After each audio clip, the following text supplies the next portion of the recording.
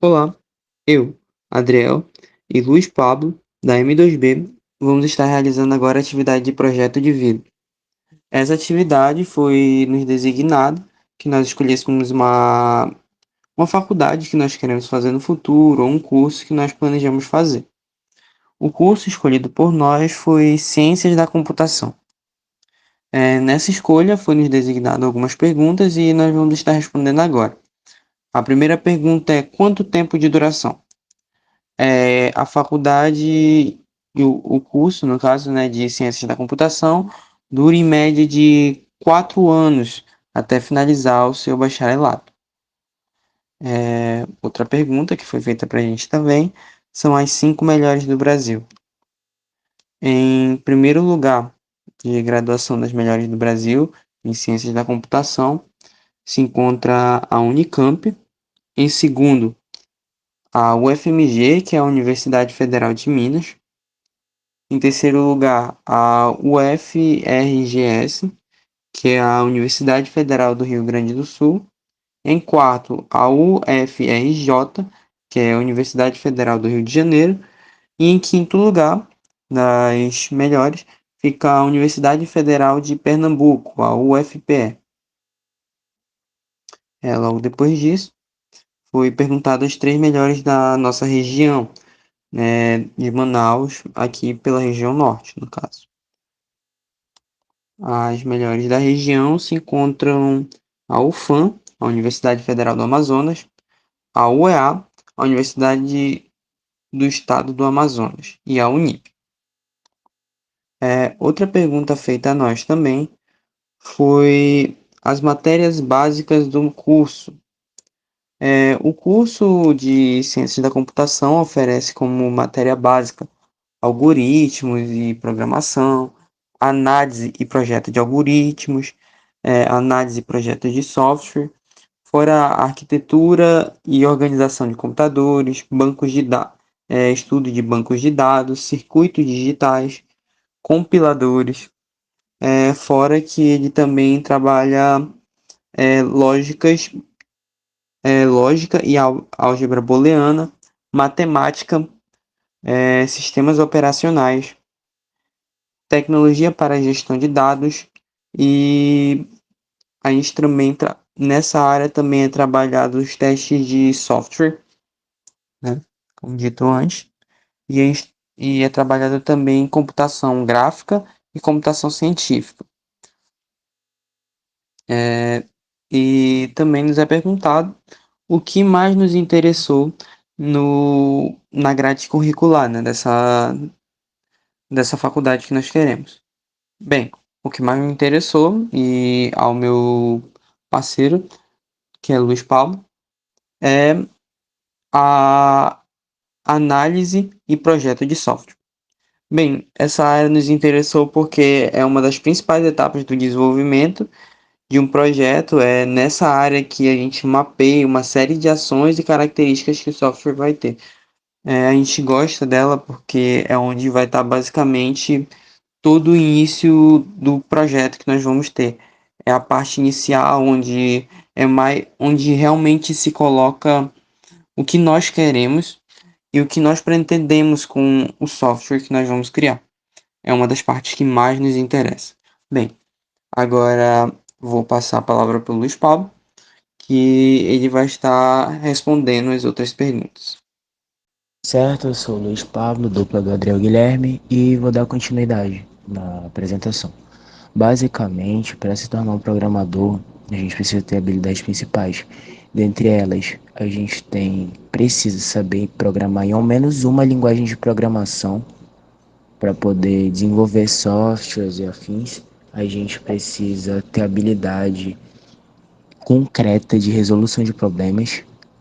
Isso está incluso um pensamento rápido, uma boa lógica, enfim, para poder desenvolver e projetar os melhores tipos de circuito para determinadas situações.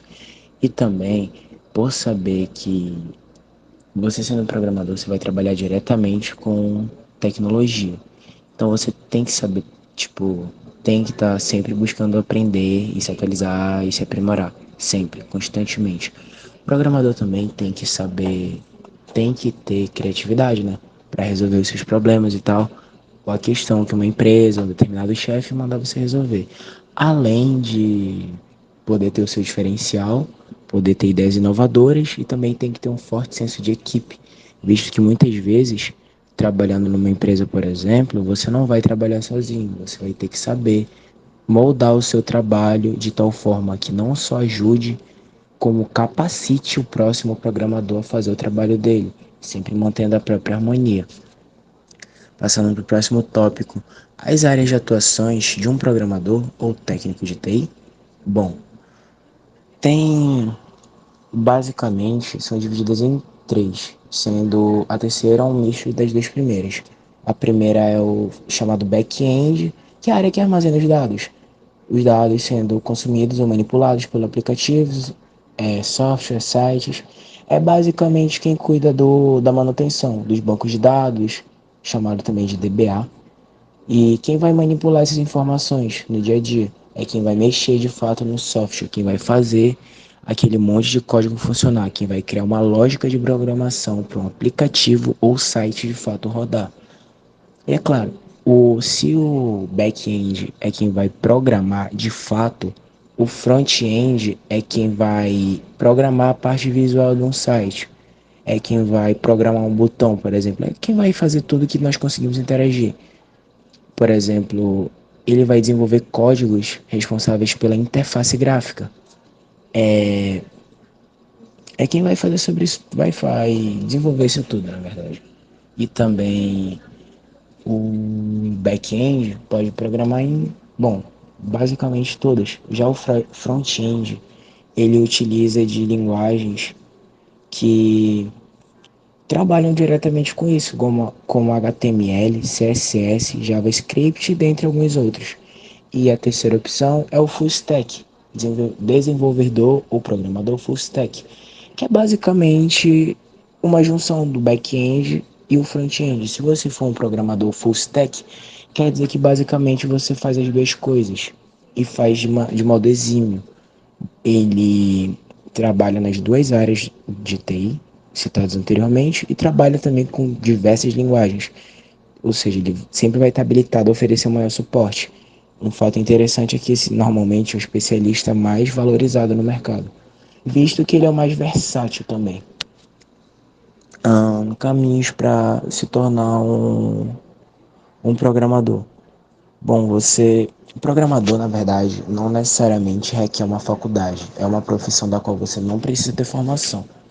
Você, para ser programador, você pode só ter um curso técnico em informática ou tecnologia, mas você também pode alcançar essa patente, por assim dizer, através de algumas faculdades, sendo elas a engenharia de software e a engenharia de computação, ambas mais voltadas de fato para o lado da engenharia. Engenharia de computação vai englobar a parte de arquitetura de computadores, vai pegar mais uma parte de eletrônica.